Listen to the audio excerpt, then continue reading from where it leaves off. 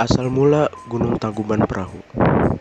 Pada zaman dahulu, hiduplah seorang putri cantik di negeri Parahyangan bernama Dayang Sumbi. Dia suka sekali menenun. Hari itu, entah mengapa, dia begitu lemas dan pusing, hingga benang pemintalnya berkali-kali jatuh. Karena jengkel, benang pintalnya jatuh terus, maka dia berkata, "Barang siapa yang mengambil benang pintal itu untukku, akan aku jadikan suami." Betapa terkejutnya Dayang Sumbi, karena yang mengambilnya seekor anjing, si Tumang.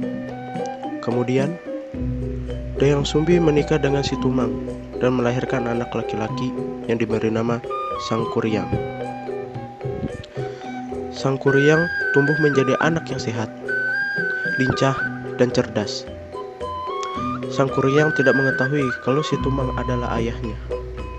Suatu hari, Sangkuriang disuruh berburu oleh Dayang Sumbi untuk pesta di istana. Karena kesal tidak mendapat hasil buruan, akhirnya Sangkuriang membunuh si Tumang dan dagingnya untuk pesta istana.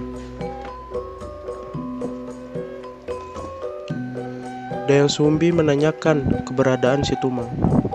Sangkuriang pun jujur kepada Dayang Sumbi, hingga membuat Dayang Sumbi marah dan memukul kepala Sangkuriang, sehingga Dayang Sumbi diusir dari istana. Waktu berlalu, Sangkuriang tumbuh menjadi laki-laki gagah dan sakti. Suatu hari, dia berburu ke hutan dan bertemu dengan seorang gadis cantik. Sangkuriang tidak tahu kalau itu Dayang Sumbi, ibunya. Begitu pula sebaliknya. Sangkuriang melamar Dayang Sumbi, hingga suatu hari Dayang Sumbi menemukan luka di kepala Sangkuriang, dan Dayang Sumbi mencari akal supaya tidak terjadi pernikahan.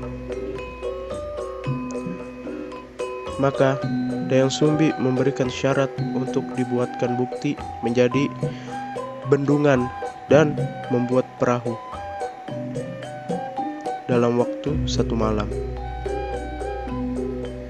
Yang pada akhirnya Sangkuriang tidak bisa menepatinya meski sudah mengerahkan bala bantuan. Akhirnya Dayang Sumbi berdoa agar usaha Sangkuriang gagal dan keajaiban pun terjadi. Sangkuriang marah dan menendang perahu buatannya sampai terbalik dan menjadi sebuah gunung, yaitu Gunung Tangkuban Perahu.